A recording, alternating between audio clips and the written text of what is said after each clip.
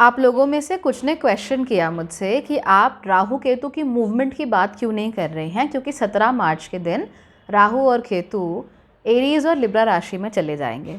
मैंने मार्च कर्मास्कोप में इसकी बात नहीं की, इस वजह से कुछ लोग परेशान हुए कि भाई बात क्यों नहीं हो रही है, क्या राहु केतु के मूवमेंट के बारे में कुछ पता नहीं चलेगा। लेकिन ऐसा नहीं है। दरअसल जो मीन नोड्स हैं उनकी मूवमेंट अप्रैल में है, यानी कि नए साल में है। वो 12 अप्रैल को मूवमेंट करेंगे। अब ये जब मैं बताती हूँ तो कुछ लोग कंफ्यूज हो जाते हैं कि भैया राहु केतु तो एक ही है, राइट, तो उनकी दो अलग अलग मूवमेंट कैसे हो सकती है। दरअसल एस्ट्रोलॉजी कम्युनिटी में एक बहुत बड़ा डिबेट है कि आप राहु की ट्रू नोड को फॉलो करते हैं या मीन नोड को फॉलो करते हैं। जो लोग ये मानते हैं कि 17 मार्च को राहु केतु पोजीशन चेंज करेंगे वो ट्रू नोड को फॉलो करते हैं, और जो लोग 12 अप्रैल को मानते हैं वो मीन नोड को फॉलो करते हैं। इन दोनों के बीच में डिफरेंस क्या होता है, कौन सा ज़्यादा एक्यूरेट होता है, और मैं पर्सनली किसे मान्यता देती हूँ, क्यों देती हूँ, उस बारे में बात कर लेते हैं आज के वीडियो में।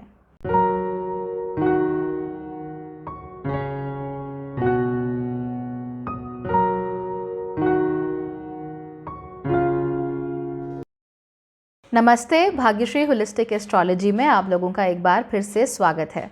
यहाँ पर हम बात करते हैं पॉजिटिव एस्ट्रोलॉजी की, इंस्पायरिंग एस्ट्रोलॉजी की, और साथ ही साथ होलिस्टिक एस्ट्रोलॉजी की भी। यानी कि एक ऐसा ज्योतिष जो कि आपके पॉजिटिव पॉइंट्स को मैक्सिमाइज़ कर सकता है और आपके नेगेटिव पॉइंट्स को मिनिमाइज़ करने में आपकी मदद भी कर सकता है।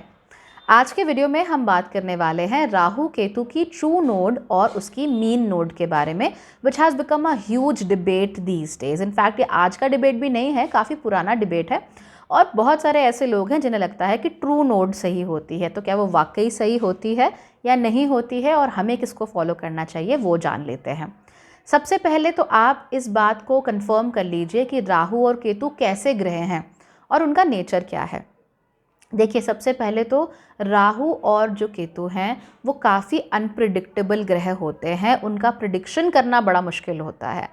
आप शनि की प्रिडिक्शन काफ़ी आराम से कर सकते हैं, लेकिन राहु और केतु में हमेशा आपको कुछ ना कुछ एक्स फैक्टर ज़रूर मिलता है जिसको आप प्रिडिक्ट नहीं कर सकते।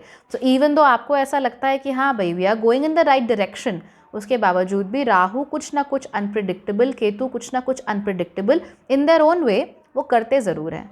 यानी कि राहु अगर आप तो किसी चीज़ के पीछे ऑब्सेस कर रहा है, किसी चीज़ के पीछे भगा रहा है, तो आपको मालूम है कि हाँ भगाएगा, लगभग इन चीज़ों के पीछे भगाएगा, लेकिन एग्जैक्टली किस चीज़ के पीछे भगाएगा ये तो राहु पे डिपेंड करता है, वो राहु डिसाइड करता है। And same goes for Ketu as well, कि केतु किसी चीज़ से तो दूर करेगा, उस हाउस की किसी चीज़ से या उस राशि की किसी चीज़ से आपको दूर ज़रूर करेगा, लेकिन एग्जैक्टली वो कहाँ पे काम करेगा, कैसे काम करेगा, this is not as easy to predict, it becomes very very unpredictable.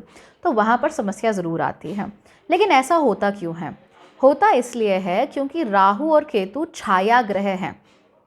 छाया ग्रह यानी कि इनका असलियत में कोई अस्तित्व एज सच नहीं है।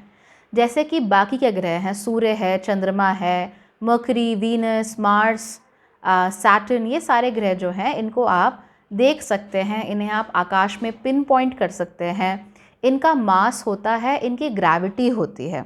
तो इन ग्रहों को इस तरीके से पिन पॉइंट करना काफ़ी हमारे लिए आसान होता है कि हाँ भाई ये ग्रह हैं, ये ऐसे एग्जिस्ट करते हैं। लेकिन राहु और केतु के केस में ऐसा नहीं होता है। राहु और केतु छाया ग्रह हैं, वो एक छाया की तरह एग्जिस्ट करते हैं। They are there, they exist, they travel across the solar system, लेकिन आप पिन पॉइंट करके ये नहीं बोल सकते कि ये फलाना ग्रह, ये फलाना उल्का पिंड या ये फलाना आकाशीय मास जो है या कॉस्मिक मास है, ये राहु है या केतु है। अब तक तो एटलीस्ट हमने इसको ऐसे प्रूव नहीं किया है। तो छाया ग्रह होते हैं। अब बहुत सारे ऐसे लोग हैं जो कहते हैं कि भाई राहु और केतु की एग्जैक्ट पोजीशंस को कैलकुलेट करना काफ़ी आसान होता है, तो वो मैथ्स के कुछ फॉर्मूला लगाते हैं, देखिए, जो कि गलत नहीं है, which are completely all right, देखिए, they can do that for sure. तो वो मैथ्स के कुछ फॉर्मूलाज लगाते हैं और उन फॉर्मूलाज का इस्तेमाल करके वो ये कहते हैं कि भाई राहु और केतु को मैथ्स के अनुसार या हमारे गिवन फॉर्मूला के अनुसार यहाँ होना चाहिए। ओके, तो वो हम जब मानते हैं राहु केतु को, हम ये मानते हैं कि वो हमेशा रेट्रोग्रेड होते हैं, हमेशा वक्री होते हैं, कभी भी सीधी चाल नहीं चलते, हमेशा उल्टी चाल चलते हैं। तो एक तो छाया ग्रह है, ऊपर से उल्टी चाल होती है, प्लस काफ़ी अनप्रिडिक्टेबल होते हैं। तो हम जो सीधी सादी मैथ्स लगाते हैं, उस सीधी सादी मैथ के अनुसार राहु को या केतु को एट अ गिवन मोमेंट यहाँ होना चाहिए। इसको एक छोटे से एग्जाम्पल के माध्यम से समझिए। मान लीजिए कि मैं 5 किलोमीटर प्रति घंटे की रफ्तार से चलती हूँ और मुझे 40 किलोमीटर का सफ़र तय करना है, तो मैं कितने घंटों में लगभग पैदल चलते हुए वो सफ़र तय कर लूँगी? वो लगभग 8 घंटे में सफ़र तय हो जाएगा। तो ये तो एक सीधी सपाट बहुत क्लियर कट सी कैलकुलेशन है कि हाँ भैया 5 किलोमीटर प्रति घंटे की रफ्तार से कोई व्यक्ति चलता है तो 8 घंटे में 40 किलोमीटर का सफ़र उसका पूरा हो जाएगा। तो ये हो गया आपका true node. Okay, true node का मतलब सत्य है, शाश्वत सत्य है, ऐसा नहीं होता। It's just that it is true according to a mathematical calculation. तो आपने ये कह लिया कि भाई 8 घंटे में आप अपने सफ़र पे पहुंच जाओगे। लेकिन अब क्या है कि भाई 8 घंटे लगातार तो कोई चलता नहीं रह सकता। हो सकता है कि मैं बीच में 15 मिनट, 20 मिनट, आधा घंटा, 1 घंटा के लिए रुकूं। हो सकता है मैं 2 बार चाय के लिए रुकूं, 1 बार लंच के लिए रुकूं वहाँ पर। तो उसमें कुछ समय ज़रूर व्यतीत होगा। वो समय एग्जैक्टली कितना व्यतीत होगा उसका आप कैलकुलेशन नहीं कर सकते। आप कैसे पता लगाएंगे कि कोई व्यक्ति किस रफ्तार से खाता है या उतनी ही रफ्तार से उतना ही खाना खाना चाहता है? तो यहाँ पर थोड़ा सा एक एक्स फैक्टर आ जाता है। जब ये एक्स फैक्टर आता है, जब ये अनप्रिडिक्टेबल चीज़ आती है, आप एग्जैक्ट पता नहीं लगा सकते कि अप्रॉक्सीमेटली कितना टाइम लगेगा, या फिर आप ये भी पता नहीं लगा सकते कि अगर मैंने एक हैवी लंच खा लिया है, राइट, तो मतलब मैं 4 घंटे लगातार चली मान लीजिए, उसके बाद I had a heavy lunch, तो वो हैवी लंच के बाद क्या मेरी स्पीड 5 किलोमीटर प्रति घंटे ही रह जाएगी? नहीं, हो सकता है कि 4 किलोमीटर ही रह जाए। तो ये जो अनप्रिडिक्टेबलनेस है उसको आप कैसे पाटेंगे, उसको आप कैसे डिसाइड करेंगे कि भैया ये चीज़ यही है, ऐसी ही है, ऐसे ही होने चाहिए? ऐसे में तो अगर आप कहते हैं कि नहीं भाई 8 घंटे में 40 किलोमीटर की दूरी तय कर ली, तो उसमें कहीं ना कहीं कुछ वो जो अनप्रिडिक्टेबलनेस है राहु केतु की वो नहीं रह जाती, वहाँ पे दिक्कत आती है। तो इसी दिक्कत को पाटने के लिए या इसी दिक्कत को समाधान करने के लिए मीन नोड होती है। मीन नोड का अर्थात है कि राहु और केतु लगभग यहाँ हैं। हम ये नहीं कह रहे हैं कि यहाँ होने चाहिए, हम कह रहे हैं कि लगभग यहाँ है। तो ट्रू नोड और मीन नोड के बीच का ये फ़र्क होता है कि ट्रू नोड कहती है कि राहु और केतु को यहाँ होना चाहिए, और मीन नोड कहती है कि राहु और केतु लगभग यहाँ है। तो इसी हिसाब से 17 मार्च ट्रू नोड के अनुसार, जो दोनों अलग अलग मैथमेटिकल कैलकुलेशंस हैं, ओके, मीन नोड काफ़ी एवरेज निकालती है कि लगभग यहाँ होना चाहिए, और जो ट्रू नोड है वो ऐसे एवरेज के साथ नहीं चलती, it follows a completely different mathematical formula. तो ये दो अलग अलग मेथड्स हैं, दो अलग अलग फॉर्मूलाज हैं।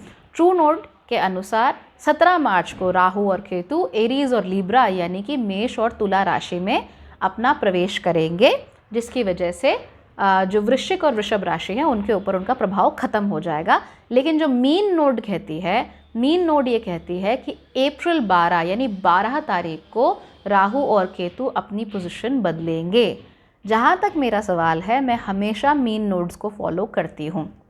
आज से पहले भी कुछ डिफरेंट सॉफ्टवेयर्स को इस्तेमाल करके आई हैव ट्राइड कि मैं ट्रू नोड के थ्रू भी कुछ कैलकुलेशंस करने की कोशिश करूं या ट्रू नोड के थ्रू प्रेडिक्शंस देने की कोशिश करूं। Generally let me tell you, इतना बड़ा डिफरेंस नहीं होता। Okay, it's not a huge difference कि सब बदल गया। हाँ, जहाँ संधि होती है दो राशियों की, वहाँ पे ऑब्वियसली डिफरेंस आ सकता है, there you have to be careful, but otherwise इतना कोई बहुत भयंकर डिफरेंस आता नहीं है। फिर भी जब भी मैं ट्रू नोड इस्तेमाल करती हूँ, आई फाइंड इट मोर और less in accordance to the mean node only, इसलिए मैं हमेशा मीन नोड को प्रेफर करती हूँ, क्योंकि to me it makes sense that हाँ चीज़ें थोड़ी बदल रही हैं and Rahu and Ketu are unpredictable planets, तो हम उनकी एग्जैक्ट लोकेशन का पता नहीं लगा सकते हैं। उनमें भी वैसे ही वॉबलिंग हो सकती है जैसे दूसरे प्लैनेट्स में होती है, क्योंकि वो अपने आप में we can not pin point कि ये मास राहु और केतु है, so it becomes difficult to suggest कि फलानी जगह पर ही है या फलानी जगह पर ही उसको होना चाहिए। So I always follow mean nodes, और मीन नोड्स के अनुसार जो मूवमेंट है राहु केतु की वो अप्रैल में होगी। ओके, तो इन चीज़ों की तरफ हमें ध्यान देना है। In the past I have talked about, I think true nodes के शायद मैंने बात की हो about the movements, I am not really sure about it, but generally when I follow mean nodes only. तो आपको भी अगर आप चाहें तो मीन नोड्स को फॉलो कर सकते हैं. It is less of a headache, it is I think more accurate. मैंने जितना भी जगह ट्राई किया है, जितने भी लोगों के साथ, वहाँ पे मीन नोड ज़्यादा एक्यूरेट मुझे लगती हैं, क्योंकि वो आपको एक अप्रॉक्सीमेशन देती हैं कि हाँ लगभग यहाँ पर है कोई चीज़, राइट. तो I have found mean nodes right. अगर आप उसे ट्रू नोड से देखना चाहे, कोई गलती नहीं है उस चीज़ में, you can follow that as well. So nothing is wrong as such. बस एक ही चीज़ को कैलकुलेट करने के दो अलग अलग फॉर्मूलाज हैं. आप किसे फॉलो करना चाहते हैं वो आपके ऊपर है. मैं हमेशा मीन नोड्स को फॉलो करती हूँ. ट्रू नोड्स को बिल्कुल खारिज नहीं कर रही हूँ, but I don't follow them, right.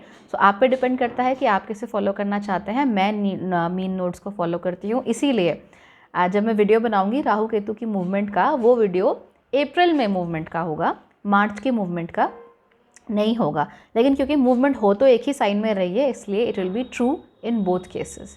क्योंकि चाहे आप ट्रू नोड मानते हो तो भी राहु केतु एरीज लिब्रा में जा रहे हैं, चाहे आप मीन नोड मानते हो तो भी राहु केतु एरीज लिब्रा में जा रहे हैं. फ़र्क आएगा तो समय का फ़र्क आएगा कि कब जा रहे हैं, और थोड़ा बहुत डिग्रीज़ का फ़र्क आता है. और जब संधि होती है किन्हीं दो राशियों के बीच में, वहाँ पर थोड़ा सा आपको सावधान रहने की ज़रूरत होती है. There you have to be careful कि हाँ भाई ट्रू नोड ज़्यादा अच्छे रिजल्ट दे रही है या मीन नोड, वहाँ पर देखना होता है. Otherwise things are fine. You can easily follow mean nodes, इसमें कोई समस्या नहीं है. Go on, keep following and don't worry, things are fine, right. तो अप्रैल का महीना बहुत इंपॉर्टेंट होने वाला है. अप्रैल में बहुत बड़ी बहुत इंपॉर्टेंट मूवमेंट्स हैं. Buckle up, get ready for that. And in the meanwhile, if you want to become a part of the Bhagyashree Total Makeover plan, you can do that as well. So thank you for giving your time and thank you so much for watching.